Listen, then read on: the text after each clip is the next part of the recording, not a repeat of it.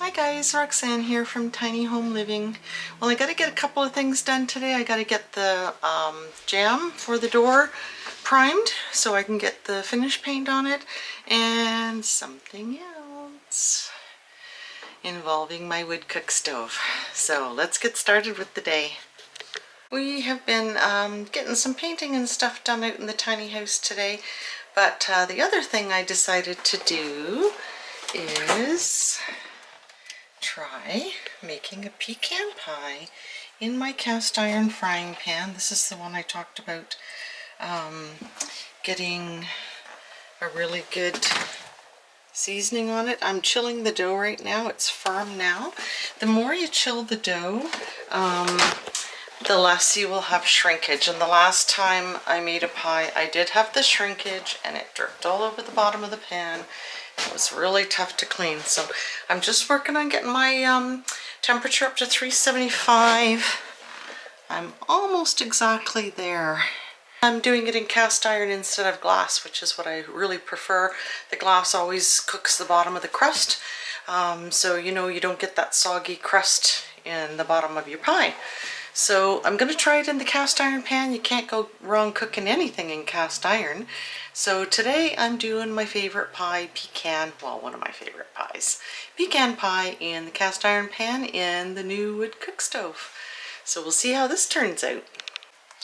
I just love coming in here, and it's so nice and warm with my wood stove going. So we brought a bunch of cardboard in here. Also want to try to get a coat of paint on the door jambs today. Imagine once the door jambs and the doors are on, of course then I'll be able to whine about getting the trim done. Always something. But I've got long enough countertop here. I think I can get this done today. So I'm going to put a coat of primer on this wood for the door jambs first. And see what I can get done. I don't think it'll take too long to dry today. It's nice and warm in here now with the stove going. But let's see what I can do and see how much paint I can get on the countertops and the faucet and everything I'm not supposed to get it on. Chris hates to watch me paint because I'm so messy. I get it everywhere, and if I get it on my fingers, I just wipe it on my clothes. But I'm wearing old clothes. That's why you wear old clothes when you do stuff like this. I'm already flinging paint everywhere because I got too much on the roller. That makes them a little bit crazy too, but anyway, why not have some fun with it, right?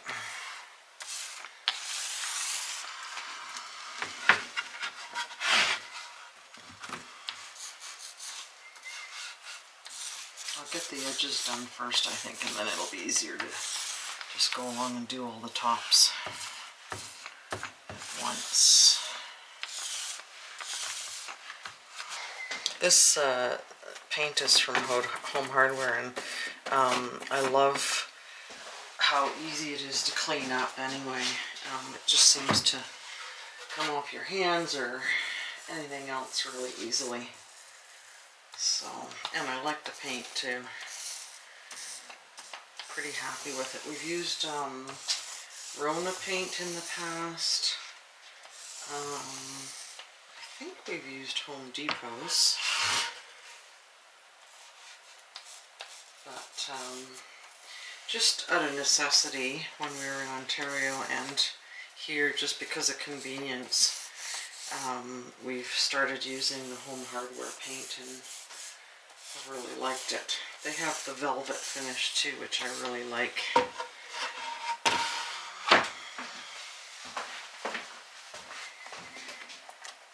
And of course, I kept a whole bunch of cardboard from the IKEA cabinets. So nice clean cardboard to lay out on the countertop. Because of course, it is late April and still winter in Alberta. I think the chicks come in 3 days, and if I remember correctly, we even had to have the heat lamp on for the chicks that we got in July last year, if you can imagine that. Okay, I've got the edges done on those and the edges done on these two big ones over here. So now I can continue with the flat part.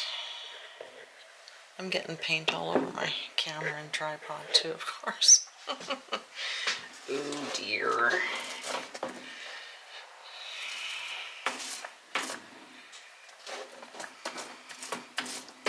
Okay, Syrah, Syrah. I'm trying to just soak it on here too. I'm really not wanting to do a second coat of primer, and this wood is really dry and it's really quite textured still. I think because it was fairly wet, so going through the planer didn't smooth it out as much as I had hoped, and there's quite a bit of texture to the wood. It was actually sort of catching in the primer, but again, I want that sort of rustic look, so I'm not going to worry about it. Soak the primer to it really good. I'll put a couple of coats. I'm getting goobies and sawdust on my roller as well. I'll soak it to this really good, and then I'll put 2 coats of the high gloss on as well, because I'm doing that with all the trim. And then when I'm doing that as well, I'll touch up all the nail holes in the window jambs and all that stuff that I've been meaning to do. Didn't want to get the brushes and everything dirty to do that. So this is sort of what I'm talking about here. This part that is really got a lot of texture to it. That part too. So I'm just trying to soak the paint into it really good. That'll smooth it out. Good enough to suit me.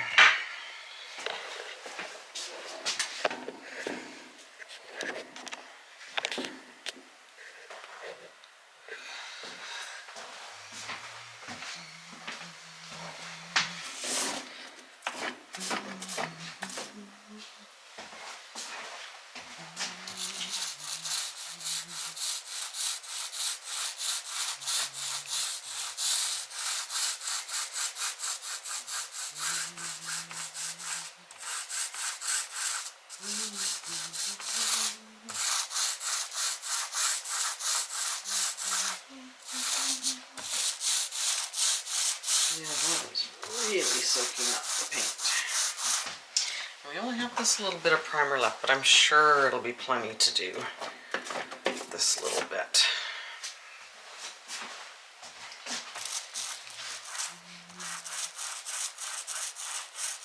I don't think I have any more. Well, you never know, you might need some for more trim, but I think Chris has a lot, enough trim ripped already. I am so excited about seeing that door done.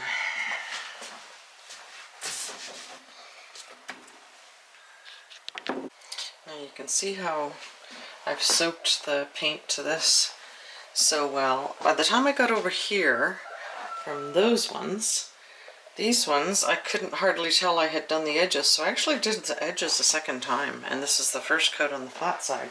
But look at, you can see all the knots and everything in these ones. So I think since it's so quick and easy, I'm going to put another coat of primer on here as well.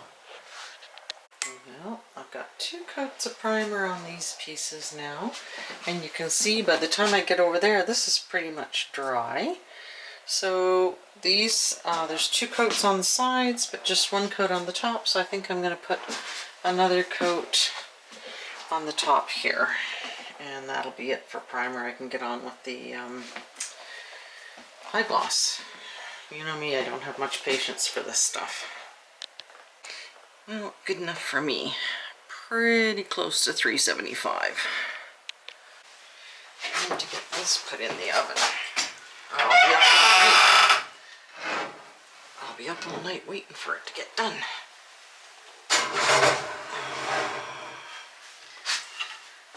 There we go.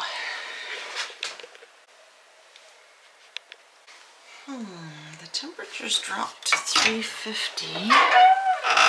So I think I better check this pie. I think it's been about 40 minutes. So oh my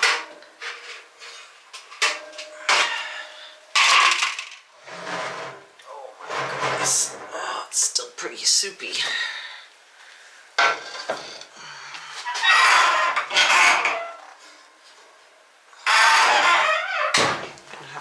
Those hinges. Now, I don't have anything out here to cook it with. Just check it this way. I keep forgetting I have all my utensils out here. Wow, that definitely has to cook longer. I did the bourbon version of this pie, so well, at least it's not spilling over. That's the good thing. Definitely needs more time. So I've got a really good fire going, so what I'm doing is I put that solid rack up high like I did with my pizza, and I put the pie up higher. So I'm gonna see if that gets me a higher temperature. Time to check on this pie again. Hopefully it's close to being done because I am tired. Uh-oh, we have some leakage. Oh my goodness, that looks good. Oh, that looks good.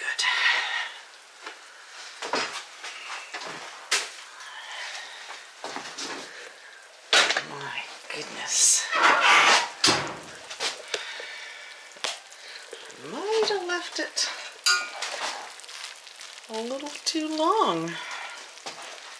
That's okay. I'm gonna get a trivet. No, I'm gonna get one of my cork things to sit this on. Well, like I said, I might have let it go 5 minutes too long, but you know what else I always say? It's gonna get eaten anyway, isn't it? This looks so good, and the crust is just perfect. It's not burnt at all. Now, it'll be interesting to see what the crust is like in the pan, whether it's burnt at all. So, I guess we'll have to wait till tomorrow to see, because we're taking it down to the river with a bunch of friends for a picnic. So, that's it for today. Pecan pie in the cast iron frying pan in the wood cook stove.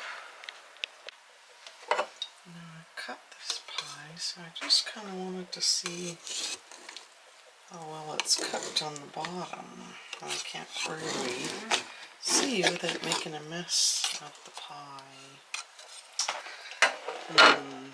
Seems to be cooked pretty good though. So I got a piece out, sort of mangled it, but I thought the crust would be burnt on the bottom, but it's not, so it's looking pretty good. It's sort of a deep dish pecan pie, because I actually put double the recipe for a 9-inch pie in here. That looks pretty good on the bottom. Well, I'm pretty happy with the way that pie turned out, and I'm sure everybody's gonna love it. Hope you enjoyed this video. Don't forget to like and subscribe, hit that notification bell, and share this video with your family and friends.